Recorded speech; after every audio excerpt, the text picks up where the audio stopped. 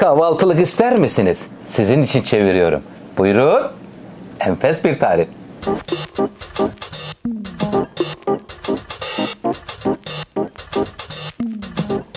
Bir elimde zeytinyağı, bir elimde yumurta. Kahvaltılık hazırlıyorum sizler için. 2 tane yumurta, yarım çay bardağı zeytinyağı, 1 bardak un var burada. 2 tane patatesle birlikte kahvaltılık böyle içi kaşarlı efendim. 2 patatesten sonra 3 tane taze soğan, 1 tutam maydanoz, yarım kırmızı biber, bir tutam dereotu. Sevdiğiniz baharatları çoğaltabilirsiniz ya da azaltabilirsiniz. 1 çay bardağı süt, 1 paket kabartma tozu.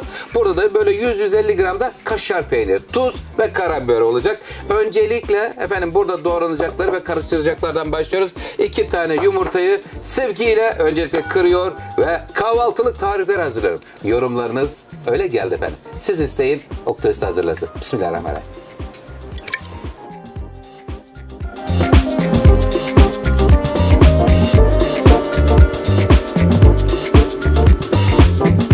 Yumurta süt yağ karışımı tamamlandı. Hemen buranın üzerine tuzunu veriyorum. Tuzu ilave ettim. Şimdi buraya kıymetli seyircilerim 1 bardak un.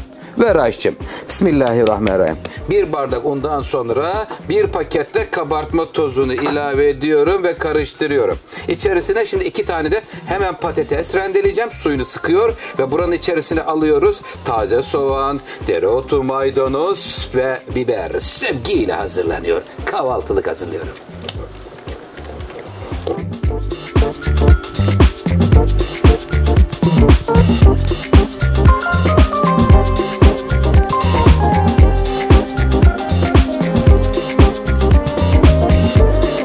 Malzemelerimiz hazır. Patatesi rendeledim. Sütü, yumurtası, un, kabartma tozu, kıymetli seyircilerim, kırmızı biber, taze soğan, yeşil soğan. Ya özür dilerim. Yeşil soğan, taze soğan aynı zaten Oktay'sa diyeceksiniz. Dereotu, maydanoz diyecektim ki efendim dilim sürçülisan etmiş affola. Tüm yeşillikleri karıştırdım.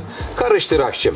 Şimdi karıştırdıktan sonra tavamızın içine zeytinyağı döktüm ama zeytinyağı olur, sıvı yağ olur, tereyağı olur. Siz hangisini seviyorsanız ondan yararlanabilirsiniz. Kıvamını görmek ister misiniz? Nasıl olmuş? Gayet güzel, başarılı. Sevgiyle hazırlandı. Şimdi burada yarısı hemen tavanın içerisine al aşçım. Evet, sevgimizi veriyoruz. Yarısını alıyoruz. Oldu mu yarısı? Evet, oldu. Tamam. Önce şöyle hemen ocağın ateşinde yakıyorum. Zeytinyağını vermiştim tavanın içerisine. İnce seviyorsanız biraz daha büyük tavaya dökebilirsiniz. Şöyle dilimler kalın kalın olsun istiyorsanız böyle bu sanırım 26 santim çapında bir tava. Hemen şimdi buraya peynirleri diziyoruz. İçine isteyenler beyaz peynir de koyabilirsiniz. Böyle dilim dilim kaşar peyniri. Kaşar peyniri 2 harcın arasında yer alacak. Şimdi hemen diğer harcı da üzerine döküyorum. Kısık ateşte yavaş yavaş pişirelim ki içi de pişmiş olsun kıymetli seyirciler. Haydi bakalım aşçım. Ailenizin aşçısı Oktay Usta'dan tarifler gelmeye devam ediyor. Lütfen takipte kalın.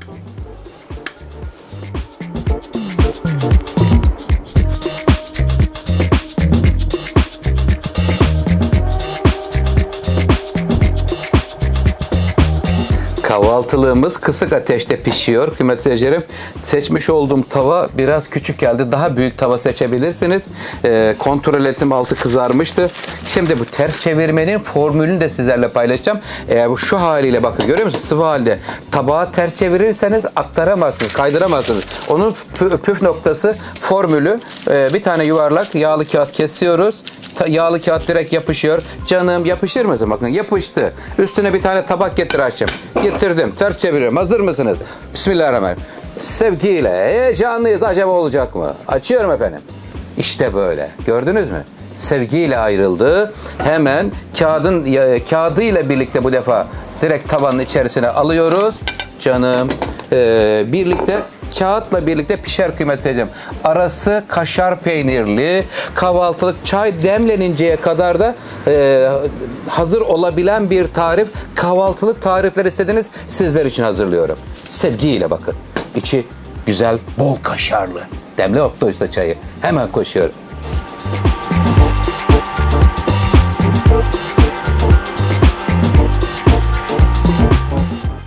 Kahvaltılığımız hazır kıymetli seyircilerim. Hemen bir daha ters çevireceğim şimdi burada.